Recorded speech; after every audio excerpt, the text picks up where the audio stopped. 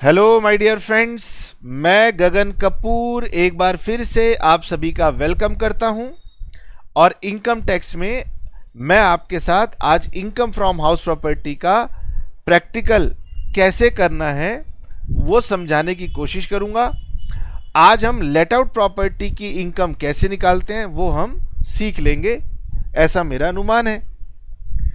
अच्छा, ये वीडियो मैं YouTube पर डाल दूंगा, तो ये केवल हमारी एक तरीके से ट्रायल क्लासेस समझ लीजिए कि हम स्टूडेंट्स को बताते हैं कि हमारी रिकॉर्डेड क्लासेस हम क्यों मेन लर्निंग के लिए यूज़ करते हैं, क्योंकि ये डिस्ट्रैक्शन फ्री रहती हैं। डाउट क्लासेस हम लोग लाइव लेते हैं।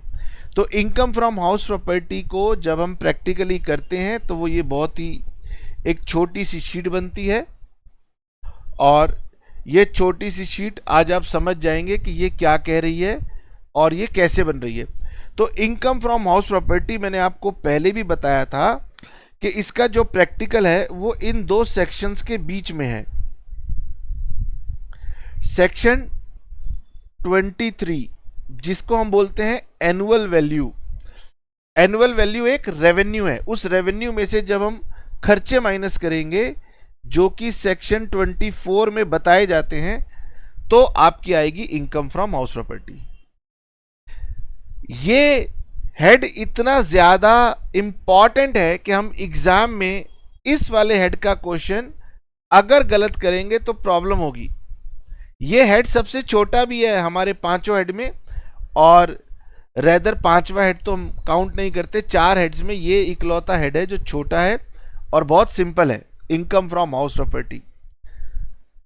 सेक्शन 23 में से सेक्शन 24 माइनस कर दें तो हमारी sir income from house property आ जाएगी। तो जो बच्चा इतनी सी बात समझ गया कि इनकम फ्रॉम हाउस प्रॉपर्टी क्या है, सेक्शन 23 बोलो। सेक्शन 23 की हेडिंग क्या है? Annual value. इसमें से माइनस करूंगा डिडक्शंस, और वो डिडक्शंस हमें कौन बताएगा? Section number 24। और जो हमारी नेट रिजल्ट आएगी उसको हम बोलेंगे इनकम फ्रॉम हाउस प्रॉपर्टी। अब मैं जो इस चैप्टर के अंदर जो समझने वाली बात है वो है एनुअल वैल्यू ना बहुत ही डायनेमिक है। यानी वो कहता है कि गगन सिचुएशंस के अकॉर्डिंगली मेरा यूज करना। सिचुएशन बदलेगी तो एनुअल वैल्यू की डेफिनेशन में थोड़ा थोड़ा बदलाव आता है। और ये जो डिडक्शंस हैं ये ऑलमोस्ट स्टैटिक हैं, इनमें कम बदलाव आता है। तो जो बच्चा अच्छे से सेक्शन 23, 24 समझ जाता है कि कब किस केस में एनुअल वैल्यू बिहेव कर रही है, उसके questions income from house property में ठीक बनते हैं। अच्छा, जो बच्चा इस लॉ को नहीं समझ पाता वो रट लेता है, तो रट लेने से 70-75% क्वेश्चन फिर भी बच्चे बना लेते हैं। इस हेड की ये खासियत है। लेकिन अगर आपको परफेक्शन चाहिए तो बुक मैटर नहीं करती, आपको लॉ समझना है कि सेक्शन 23 का लॉ क्या है, सेक्शन 24 का लॉ क्या है।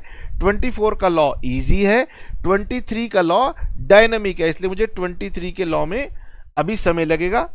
तो एक एक करके मैं आपको बात समझाने की कोशिश करूंगा।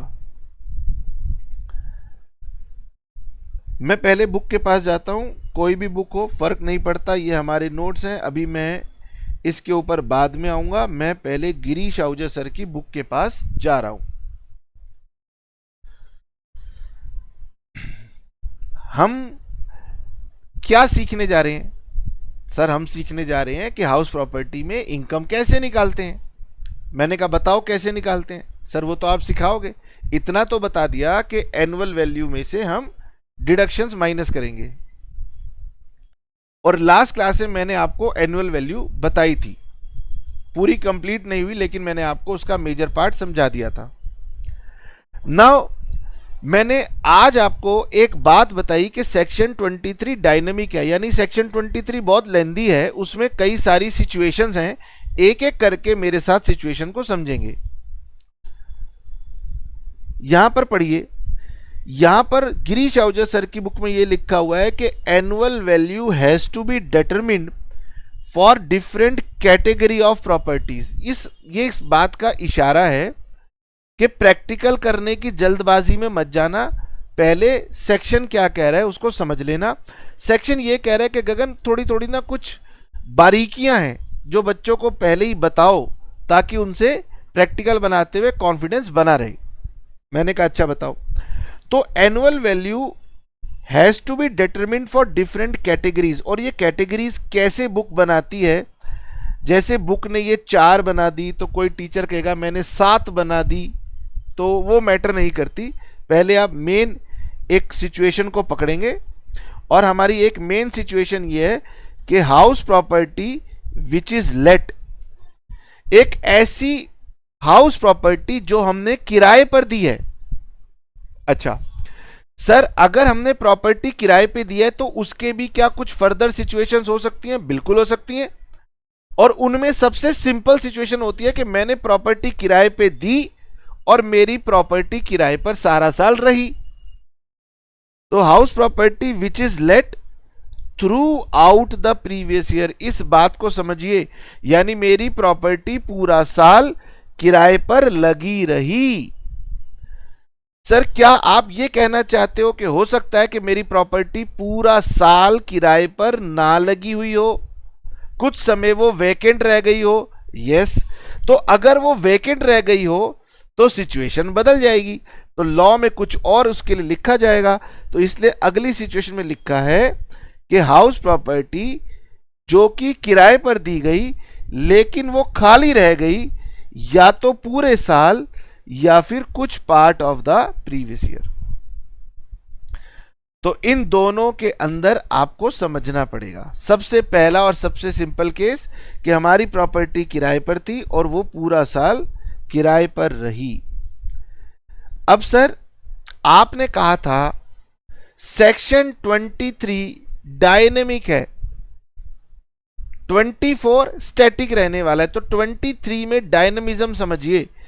सेक्शन 23 कहता है कि गगन सर अगर प्रॉपर्टी पूरा साल किराए पर रही है तो आपने सेक्शन 23(1) में क्लॉज ए और क्लॉज बी इन दोनों को रेफर करके एनुअल वैल्यू को फाइंड आउट करना है, और ये दोनों सेक्शन मैंने आपको लास्ट क्लास में बताए थे।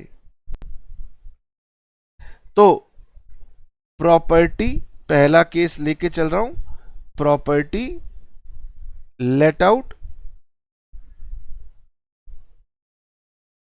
Through out the previous year, पूरा साल किराए पे रही। इसका मतलब क्या है? इस केस में कोई वैकेंसी नहीं है। अगर कोई वैकेंसी नहीं है तो मुझे बताओ एनुअल वैल्यू के सेक्शन 23(1)(a) और 23(1)(b इन दोनों का आप ध्यान रखोगे। 23(1)(a) और 23(1)(b इन दोनों का आप ध्यान रखोगे। ये दोनों क्या कहते हैं? ये दोनों कहते हैं कि गगन एक्सपेक्टेड रेंट को ढूंढो,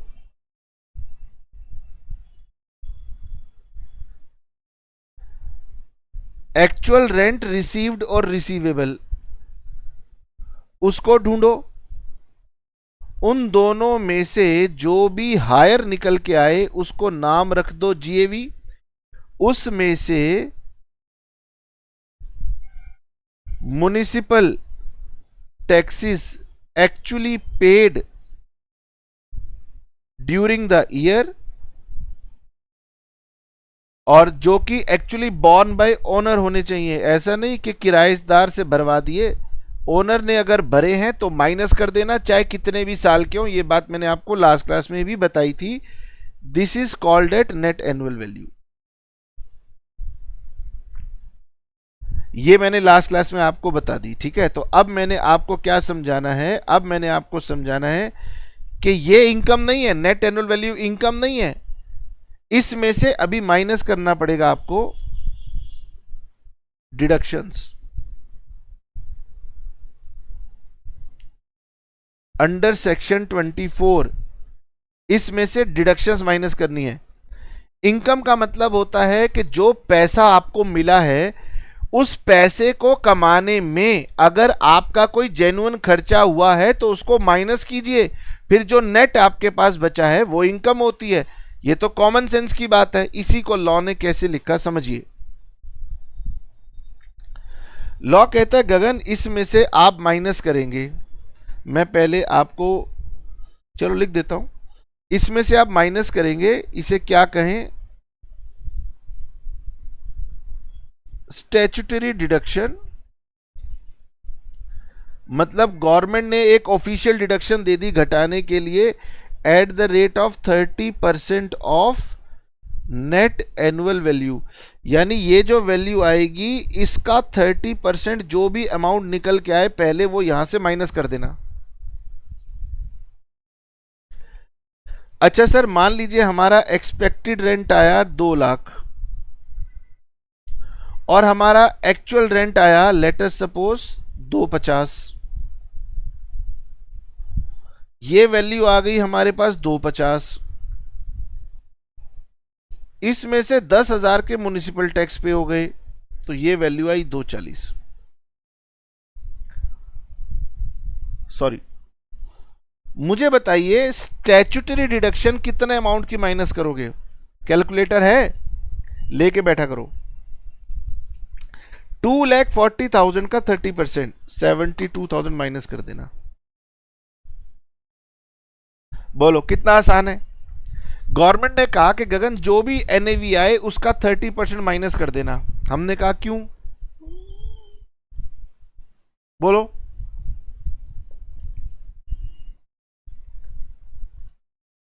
क्यों माइनस करना है? तो गवर्नमेंट समझाती है, कह रहे गगन समझो, मैं बताती हूं क्यों माइनस करना है। गवर्नमेंट कह रही है गगन देखो,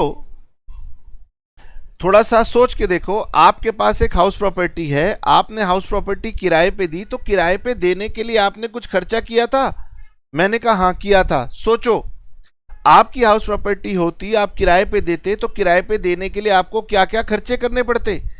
सबसे पहले तो आपको ब्रोकर को कमीशन देनी पड़ती,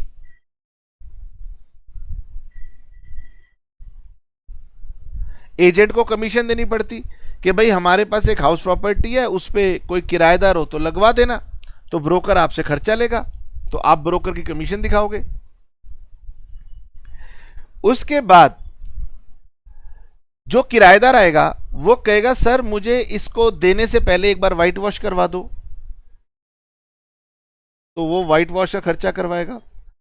वो कहेगा सर मैंने देखा था कुछ इलेक्ट्रिकल फिटिंग खराब पड़ी हुई है, कुछ आपकी बाथरूम की फिटिंग्स खराब पड़ी हुई हैं, वो करवा दो, तो वो रिपेयर करवा लेगा। उसके बाद वो कहेगा सर एक बार अर्बन कंपनी को बुलवा के इसकी क्लीनिंग करवा दो। फिर मकान मालिक कहेगा जी मैंने अपना मकान किराए पे दिया था, मैंने तो इसकी इंश्योरेंस करवा ली। मतलब वो 8-10 खर्चों की लिस्ट बनाने की कोशिश करेगा।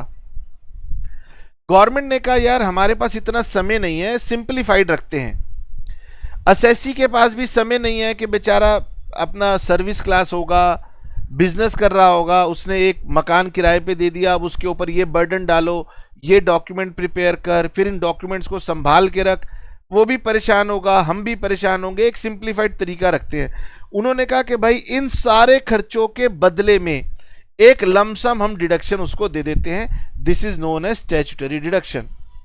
बोलो समझ में आया नहीं आया? तो गवर्नमेंट ने ये डिसाइड किया कि असेसी ये वाले खर्चे या कोई भी खर्चा चाहे करे या ना करे, असेसी अगर क्वेश्चन के अंदर ये बताए कि मैंने ब्रोकरेज दी है, मैंने एडवर्टीजमेंट भी दिया न्यूज़पेपर में, मैंने इंश्योरेंस करवाया, मैंने रिपेयर करवाया, मैंने ये खर्चा किया, तो वो सब कुछ इररेलेवेंट हो जाता है। अब गवर्नमेंट कह रही है ना तुम परेशान हो ना हमें बताना, हम इन सब की जगह आपको 30% की एक डिडक्शन दे देंगे। इसका नाम रख दिया स्टैट्यूटरी डिडक्शन। कोई नाम नहीं है, ऐसी नाम दे दिया स्टैट्यूटरी डिडक्शन। बताओ एग्जाम में क्वेश्चन आ गया कि कैलकुलेट करो इनकम फ्रॉम हाउस प्रॉपर्टी, ये खर्चे दिए हों इग्नोर कर देना और 30% माइनस कर देना। ये खर्चे नहीं दिए हों तो चिंता मत करना, तब भी 30% माइनस कर देना। तो सर सारे खर्चों की जगह एक 30% माइनस कर देना है, बस हो गई इनकम। नहीं बेटे रुको, अब गवर्नमेंट ने कहा कि देखो एक चीज ऐसी है जिसके लिए एसएससी को चिंता होगी, और वो है कि हाउस प्रॉपर्टी के लिए हो सकता है आपने लोन लिया हो। इसे हम बुलाते हैं इंटरेस्ट ऑन बोरोड कैपिटल। मतलब आपने बोरो किया हुआ है, लोन लिया हुआ है। सर कैपिटल, कैपिटल का मतलब एक आपने बड़ा अमाउंट लोन पर लिया है अपनी हाउस प्रॉपर्टी से जुड़ा हुआ, उसके ऊपर आप इंटरेस्ट पेएबल है। यानी अगर वो पे नहीं किया आपने तो भी कोई दिक्कत नहीं है, इंटरेस्ट आपके ऊपर चार्ज हुआ है।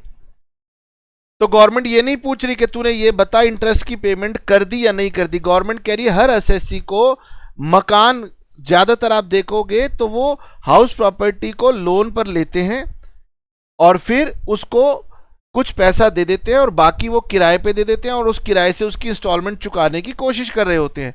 तो इंटरेस्ट एक बहुत इंपॉर्टेंट और सिग्निफिकेंट खर्चा होता है।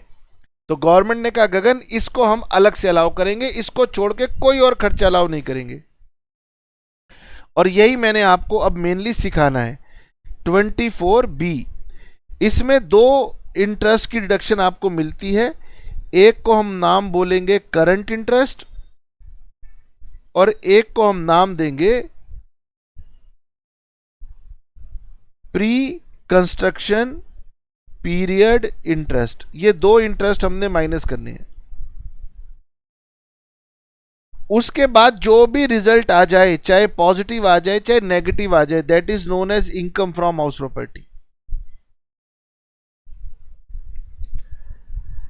आइए जी, अब आप लॉ कहीं से भी पढ़ेंगे, यही लॉ है जो मैंने आपको समझाया है। बस इसके बाद मैंने आपको एक बार रीड करवानी है, फिर मैंने आपको क्वेश्चन करवाना है। बोलिए, चलें। सर अगर हम कुछ बोलेंगे तो आप क्या हमारी बात मानोगे? चलना तो आपको तब भी है ना, तो फिर चलो। तो आइए अब मैं आपको बताता हूं कि house property which is let throughout the previous year, उसकी एनुअल वैल्यू कैसे निकालते हैं, ये मैंने लास्ट क्लास में डिटेल में आपको समझा दी थी। अब बुक कैरियर में एनुअल वैल्यू के आगे के पार्ट्स लिख रही हूं, मैं इसको इग्नोर करके चल रहा हूं क्योंकि मैं इसके पास बाद में वापस आऊंगा। एक एक करके इन सब चीजों पे वापस आएंगे। अब आप आते हैं डिडक्शंस के ऊपर। यहां पढ़िए, एक सिचुएशन होगी एग्जाम में कि हमने हाउस प्रॉपर्टी को रेंट पे दिया, वो पूरा साल रेंट पे रहा, तो एनुअल वैल्यू का जो कंसर्न पोर्शन था वो पढ़ा और 24 लगाया, बात खत्म हो गई। सेक्शन 24 कहता है कि आपने अगर एनुअल वैल्यू निकाल ली है लेट आउट प्रॉपर्टी की, तो उसमें से ये खर्चे माइनस करो। पहला तो है स्टैंडर्ड डिडक्शन। सर आपने वहां लिखा था स्टैट्यूटरी डिडक्शन, गवर्नमेंट ने कोई नाम नहीं दिया, ये नाम बुक्स का दिया। स्टैंडर्ड दे दो, स्टैट्यूटरी दे दो, जो मर्जी हो वो दे दो, ठीक है, कोई दिक्कत नहीं। आप स्टैट्यूटरी लिखो तो भी चलेगा, स्टैंडर्ड लिखो तो भी चलेगा। तो बुक्स दोनों तरीके के नाम लिखते हैं, कोई नाम गवर्नमेंट ने नहीं दिया। गवर्नमेंट कह रही है जो भी आपकी नेट एनुअल वैल्यू आ जाए, ध्यान रखना, जो भी आपकी नेट एनुअल वैल्यू आ जाए उसमें से आपको एक स्टैंडर्ड डिडक्शन दी जाएगी इक्वल टू 30% ऑफ एनएवी। बोलो क्लियर है? सर अगर मेरे क्वेश्चन में 7 लाख की एनएवी आती है तो उसका 30% 2,10,000। दूसरा, इंटरेस्ट ऑन बोरोड कैपिटल। अब आपने अमाउंट को बाहर से बोरो किया, कहां से बोरो किया गवर्नमेंट को कोई मतलब नहीं है, लिख लो। बैंक से लिया कोई मतलब नहीं है।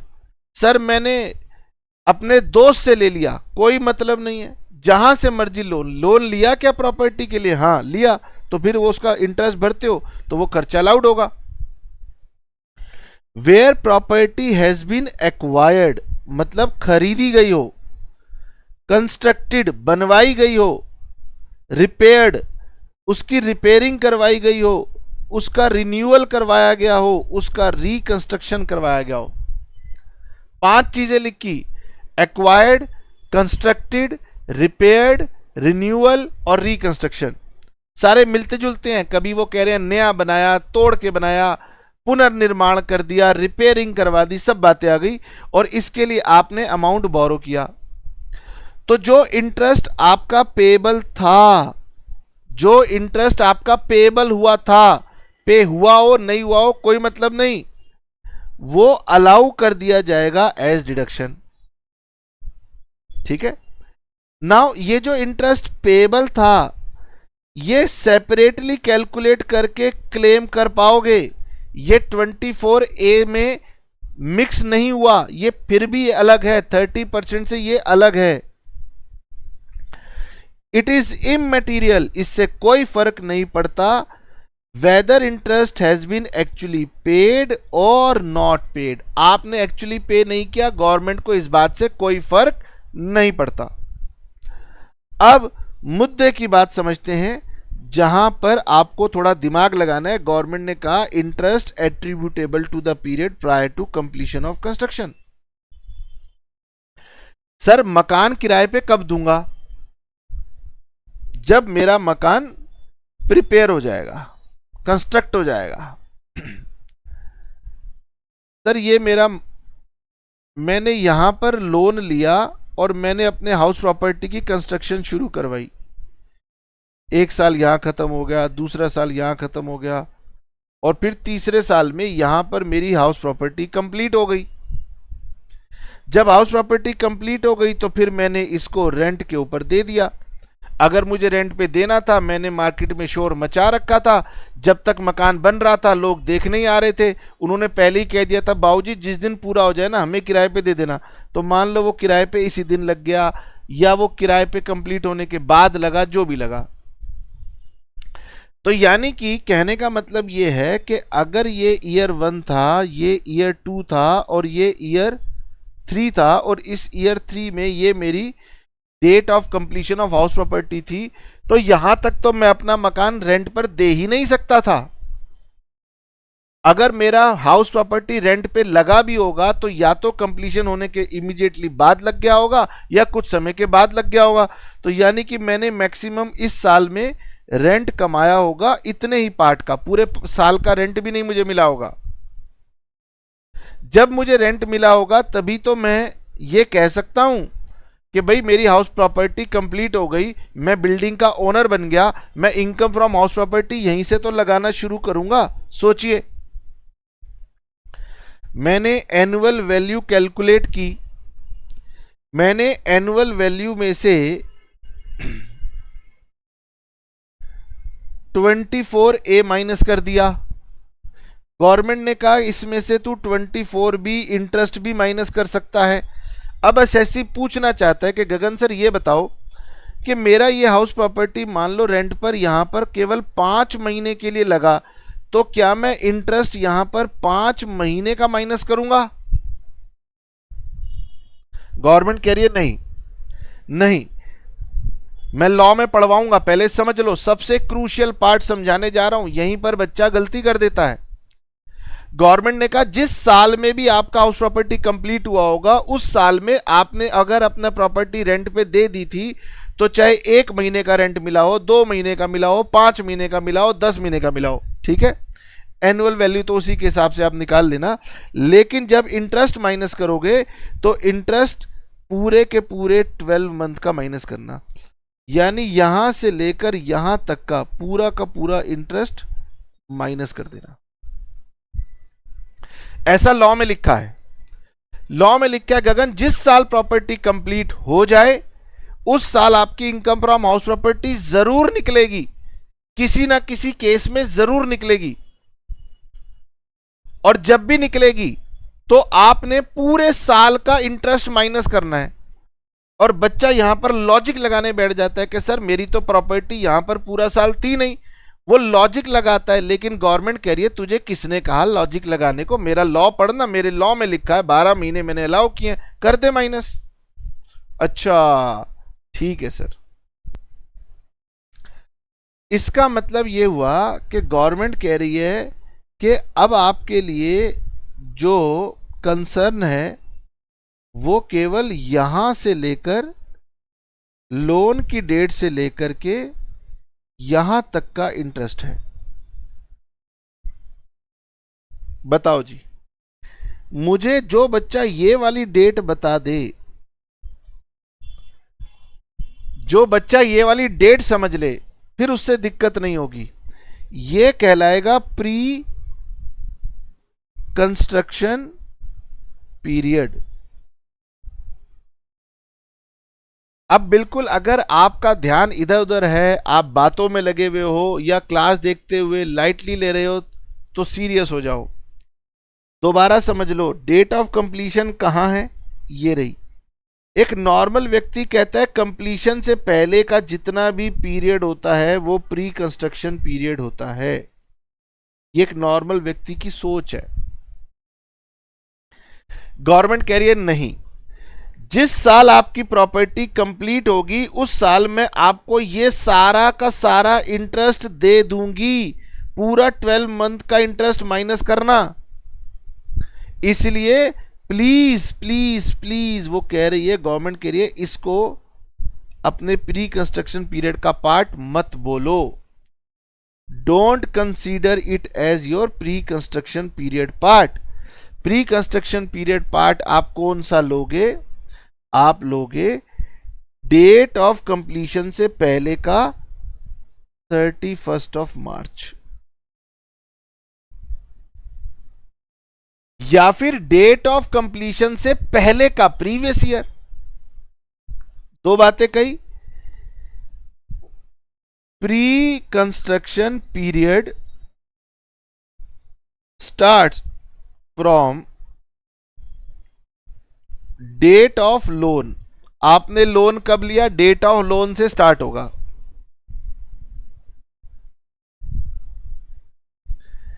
Ends on 31 March before your date of completion. वो एंड डेट ऑफ कंप्लीशन पे नहीं करेगा, वो एंड करेगा डेट ऑफ कंप्लीशन से पहले वाले 31 मार्च को, या आप इसे कह सकते हो previous year before date of completion. उस दिन ये एंड कर जाएगा। ठीक है, आइए, खैर कोई बात नहीं, पहली बार पढ़ते हैं तो समय लगाना पड़ता है, बहुत टेक्निकल बात नहीं है। अब आप पढ़िए। ऑथर कह रहे हैं ऐसा हो सकता है कि आपने मनी पहले बोरो कर लिया हो और जो परचेजिंग की हो या प्रॉपर्टी की कंस्ट्रक्शन हुई हो वो बाद के वर्षों में हुई हो। Yes, meanwhile interest becomes payable, और बीच में आपका इंटरेस्ट लग रहा था। इन सच अ केस, इंटरेस्ट जो आपने पे कर दिया या नहीं पे किया for the period prior to the previous year. Word prior to date of completion नहीं लिखा, बार बार बता रहा हूं, लिखा हुआ है prior to the previous year in which property is acquired और कंस्ट्रक्टेड will be aggregated।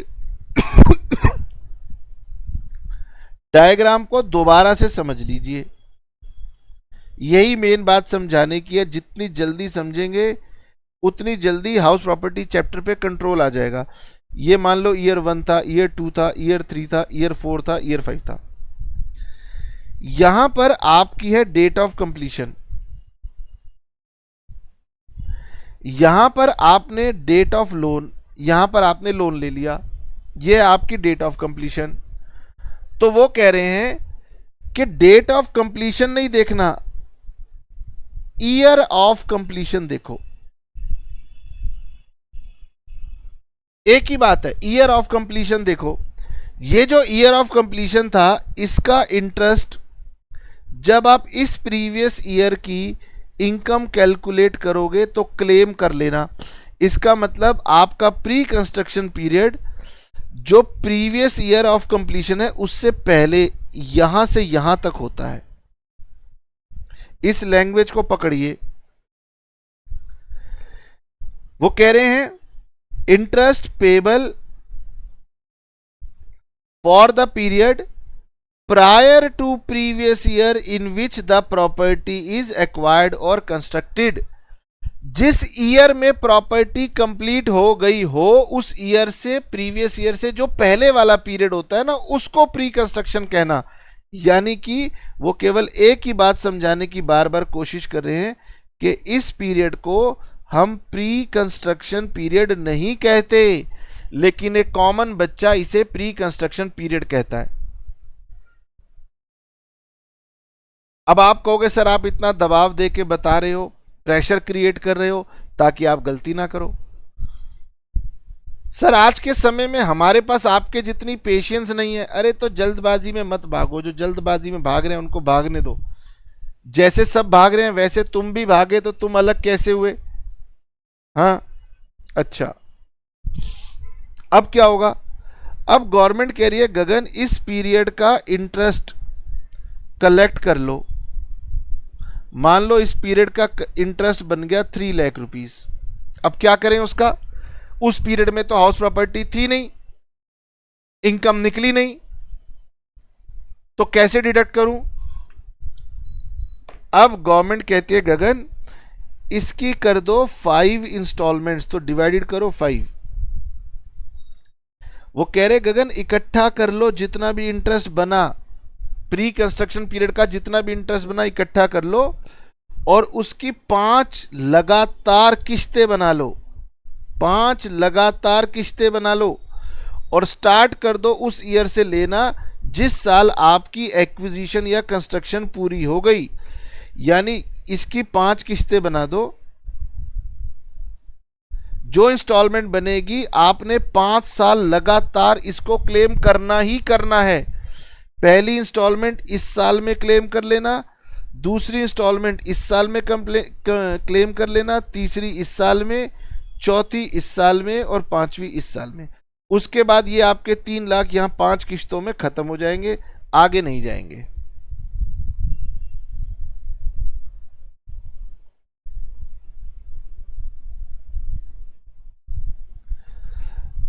उन्होंने सिंप्लीफाइड लैंग्वेज में इसी बात को दोबारा रिपीट करने की कोशिश की है कि बच्चे को याद करने के लिए एक छोटा सा पैराग्राफ दे दिया कि interest will be aggregated, interest को इकट्ठा कर लो from the date of borrowing, जब से लोन लिया था तब से इकट्ठा करना शुरू कर दो, till the end of the previous year, prior to the previous year in which house property is completed.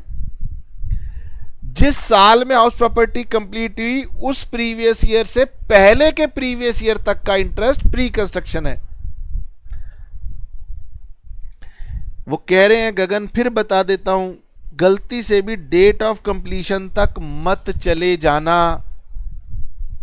गलती से भी डेट ऑफ कंप्लीशन तक मत चले जाना। अब आइए थोड़ा सा प्रैक्टिकल क्वेश्चन करवाते हैं, वरना आप कहोगे कि सर आपने इतना सारा हमारा दिमाग खा लिया, क्या कहें। सुनो, 1-2 बार करेंगे, फिर 1-2 बार आप खुद से करेंगे, एक आधी बार गलती होगी, पढ़ेंगे ओहो सर ने तो बताया था मैंने ध्यान दिया नहीं था, 1-2 बार गलती करेंगे, फिर दिमाग में सेट हो जाएगा, फिर गलती नहीं करेंगे। तो एग्जाम से पहले नोट कर लो कि इनकम फ्रॉम हाउस प्रॉपर्टी में रिवाइज करने के लिए क्या है, प्री कंस्ट्रक्शन पीरियड का इंटरेस्ट। पढ़िए क्वेश्चन, पढ़िए। असेसी ने लोन लिया 6 लाख रुपीस का on 1/4/21 from a bank for construction of a house. तो उसने बैंक से लिया हो या दोस्त से लिया हो, क्या कोई फर्क पड़ता है? आप भूल जाओगे, कोई फर्क नहीं पड़ता, लोन कहीं से भी लिया हो। अच्छा सर उसने लोन किराए पे देने के लिए लिया हो या अपना मकान खुद के रहने के लिए दिया हो तो भी कोई फर्क पड़ जाता है क्या? नहीं, कोई फर्क नहीं पड़ेगा। ठीक है, उसने बैंक से लोन लिया for construction of a house on a piece of land he owns in Delhi.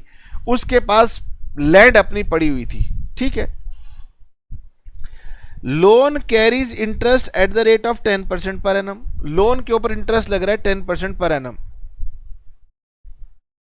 Construction is completed on 15/6/2023।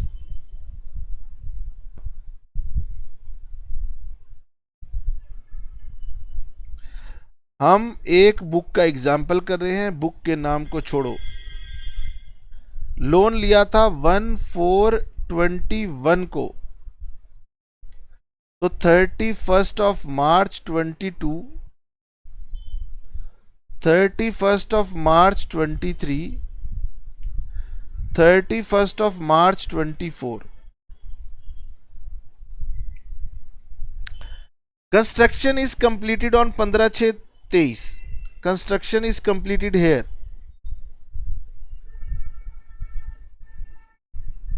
बस मुझे यह बता दो प्री कंस्ट्रक्शन पीरियड कहां से कहां तक है। बस ये बता दो प्री कंस्ट्रक्शन पीरियड कहां से कहां तक है। आपके पास दो विकल्प होंगे, या तो आप ये कह दो कि गगन सर प्री कंस्ट्रक्शन पीरियड कब खत्म हो जाएगा, 31 March before date of completion. ये सबसे सरल बच्चों को याद रहता है, 31 March before date of completion, यानी ये। या फिर कुछ बच्चे जो ज्यादा लॉ की लैंग्वेज याद कर लेते हैं कि सर एग्जाम में तो लिखने के लिए भी आ सकता है, तो लॉ में क्या लिखा है, pre construction period ends at the end of the previous year prior to the previous year in which construction is completed. तो ये प्रीवियस ईयर, जिस प्रीवियस ईयर में कंस्ट्रक्शन हुई हो उससे पहले का जो प्रीवियस ईयर का एंड है, ये आपकी एंडिंग डेट है। स्टार्टिंग कब से होगी, जब आपने लोन लिया था। तो यहां पर ये 12 महीने और ये 12 महीने, यहां पर मैं मंथ में हमेशा कैलकुलेशन सिखाऊंगा। मंथ में कैलकुलेशन करना ज्यादा सेफ और आसान है। सर लोन का अमाउंट कितना था, 6 लाख। रेट ऑफ इंटरेस्ट कितना था, 10%। 6 लाख 10%, और प्री कंस्ट्रक्शन पीरियड में आएंगे 24 महीने, ये हो गया 1,20,000। अब मेरा प्री कंस्ट्रक्शन पीरियड का जो इंटरेस्ट होता है वो मुझे पूरा का पूरा नहीं मिलता, उसके मुझे 5 इंस्टॉलमेंट बना करके एक एक करके क्लेम करनी पड़ेगी। यानी जब मैं अपनी 23-24 की income from house property calculate करूंगा तो 24B में मुझे एक तो करंट ईयर का इंटरेस्ट मिलेगा 60,000 ये वाला, और ये एक इंस्टॉलमेंट प्री वाली और मिलेगी 24,000। टोटल इंटरेस्ट की डिडक्शन मैं क्लेम करूंगा 84,000।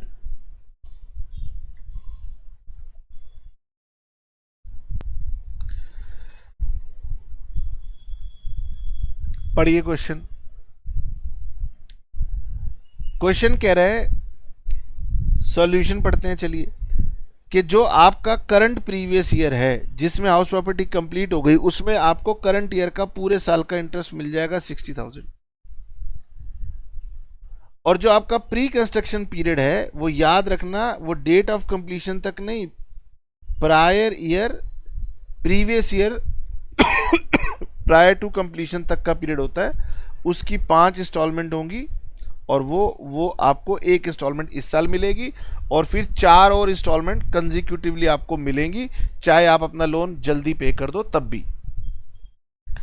टोटल 84,000 का इंटरेस्ट आपको मिलेगा।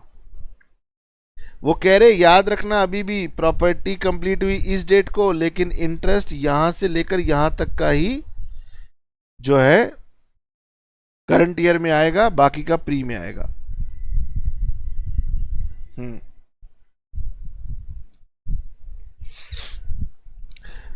The construction of a house property completed on 28 February 2024। Assessee had taken loan of 10 lakh at the rate of 12%. Compute interest for the previous year 23-24 if loan was taken on 1/4/21, 1/6/21 and 1/5/22। Okay, कोई दिक्कत नहीं है।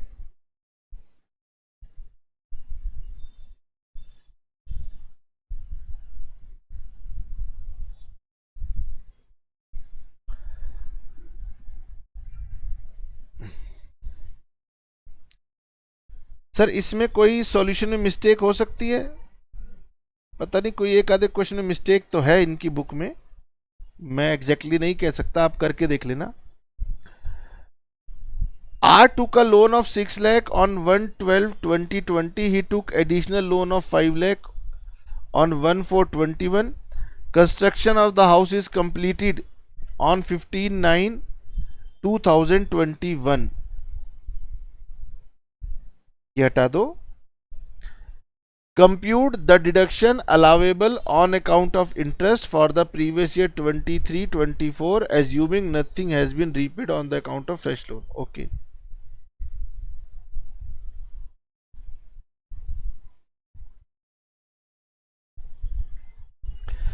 अब मैं सोच रहा हूं कि ये क्वेश्चन ना मैं नेक्स्ट क्लास में करवा दूं। मैं एक पहले कंप्लीट क्वेश्चन करना चाहता हूं, तो पहले मैं ये कर लेता हूं। Deductions provided under section 24 are exhaustive. वो क्या कहना चाह रहे हैं?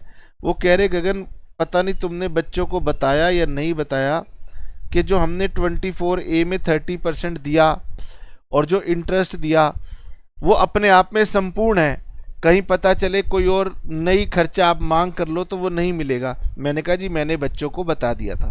कह रहे मैं नहीं मानता, करके दिखाओ। मैंने कहा देखो, deduction under section 24 are exhaustive with the result that except standard deduction and interest on borrowed capital no other deduction is allowed from net value। कोई और खर्चा आपको नहीं मिलेगा चाहे क्वेश्चन में दिया हो। बच्चे की आदत होती है सर ये दिया है तो कोई तो ट्रीटमेंट होगा ना। R owns house property in Delhi from the particulars given below. Compute income from house property for the assessment year 24-25। आइए जी, बहुत सिंपल सा एग्जाम्पल है।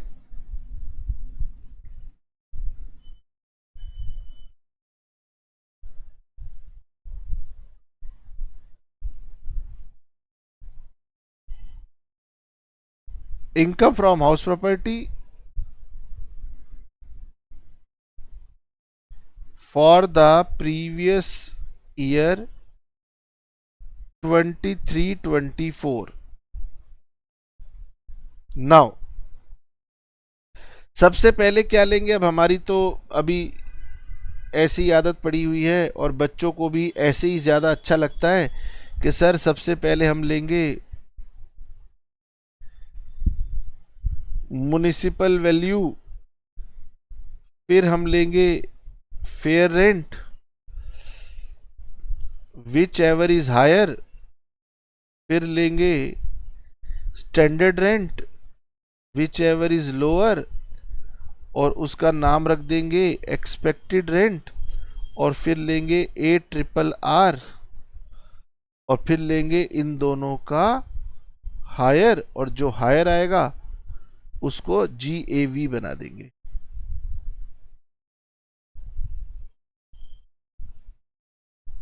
आओ जी, वैल्यू उठाओ। म्युनिसिपल वैल्यू है 2 लाख, फेयर रेंट है 252। ये लिख देता हूं यहां पर, बाहर लिखो तो भी कोई फर्क नहीं है, अंदर लिखो तो भी कोई फर्क नहीं है। ये लो 2 लाख, ये लिखो 252, whichever is higher 252, standard rent 240 और फिर विच एवर इज लोअर तो 240। This is 23(1)(a। याद कर सको तो धीरे धीरे आपकी नॉलेज के लिए अच्छा है। जो कह रहे हो कि सर हमने कौन सा CA करना है, हमने बस रट लिया हो गया, सेक्शन क्यों याद करें, तो कोई दिक्कत नहीं, छोड़ सकते हो। एक्चुअल रेंट था 23,000 पर मंथ, एक्चुअल रेंट था 23,000 पर मंथ। कैलकुलेटर पे कर लेते हैं कहीं हमसे गलती ना हो जाए। 2,76,000, इन दोनों में से हायर हो गया 2,76,000। अब यहां से हम लेस करेंगे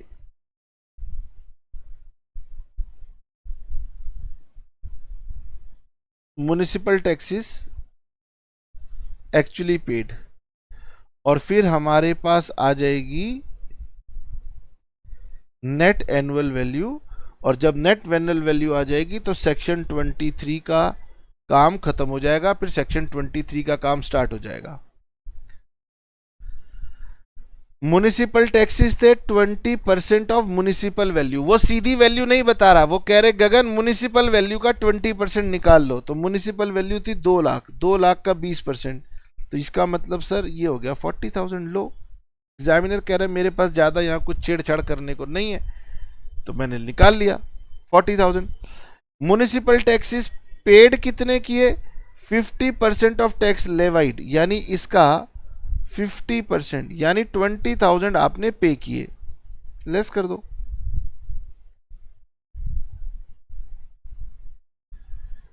$2,56,000। ठीक है, अब 24 सेक्शन नंबर 24 शुरू हो जाएगा, लेस डिडक्शंस अंडर सेक्शन 24। बताओ जी बताओ, सेक्शन 24 में कौन कौन सी डिडक्शंस आती हैं। सर पहले तो आएगी, जिसे आप स्टैट्यूटरी कह रहे हो, बुक ने स्टैंडर्ड लिखा है तो हम भी स्टैंडर्ड लिखेंगे, तो मैंने कहा तुम स्टैंडर्ड लिखो, स्टैच्यू लिखो, बेफिक्र होके लिखो। 30% ऑफ NAV, एग्जाम में एरो डालने की जरूरत नहीं है, चाहे आप 30% ऑफ NAV लिख देना या 30% ऑफ 256 लिख देना, कोई दिक्कत नहीं है, एग्जामिनर दोनों ही बात में आपको फुल मार्क्स देने वाला है। ये आ गया 76,800।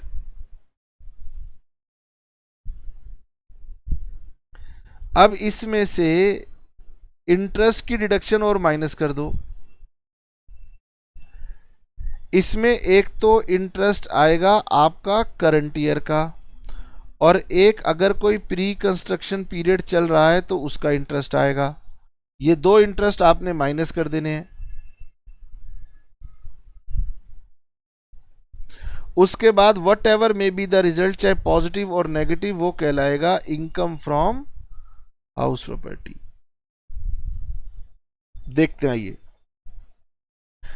वो कह रहे गगन एक्सपेंसेस हुए रिपेयर के ऊपर, तो मैं काटा मार दूंगा, अब मुझे इसका कोई काम नहीं है। यही वो बात समझाने की कोशिश कर रहे हैं कि एग्जामिनर आपको अगर कोई खर्चा बता दे तो उसके ट्रैप में मत आना।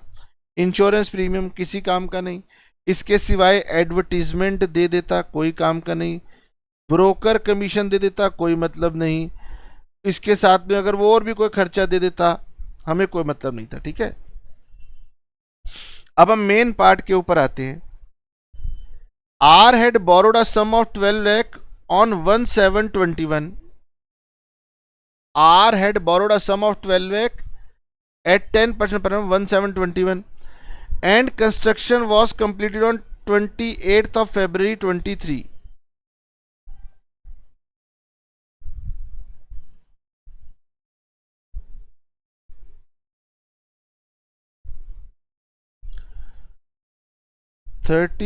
March 23, डेट ऑफ कंप्लीशन 28 फरवरी 23,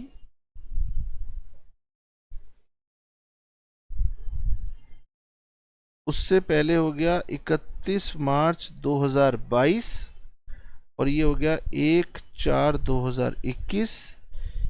यहां पर लोन लिया गया 1/7/21, लोन का अमाउंट था 12 लाख, रेट था 10%।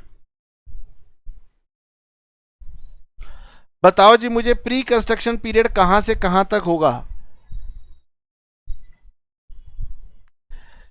सर ये जो ईयर ऑफ कंप्लीशन है ना, ईयर ऑफ कंप्लीशन, इससे पहले का जो पीरियड होता है, यानी कि यहां से लेकर के यहां तक, ये है pre construction period.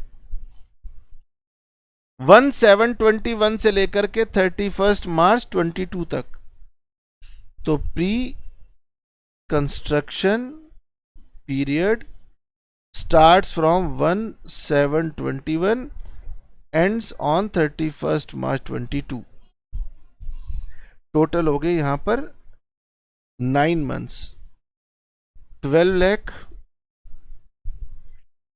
into 10% into 9/12, 90,000 आ जाएगा ये,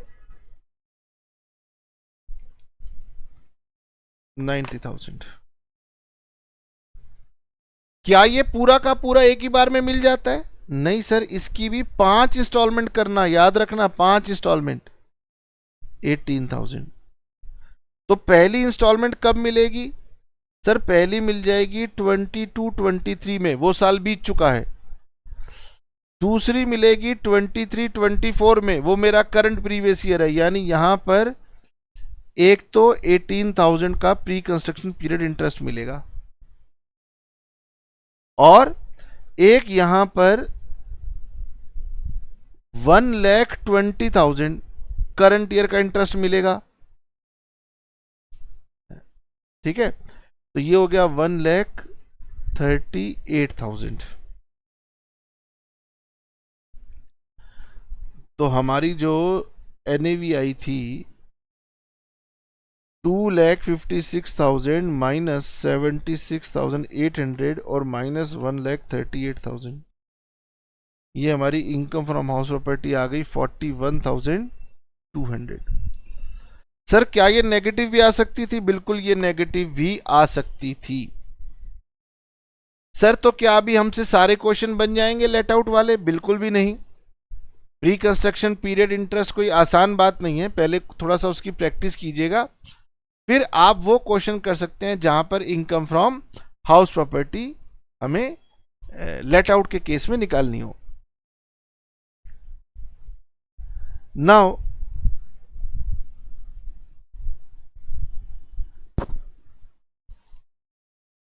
सर क्या हम इलस्ट्रेशन 5.10 कर सकते हैं? नहीं कर सकते। ओ फिर सर हम कर क्या सकते हैं?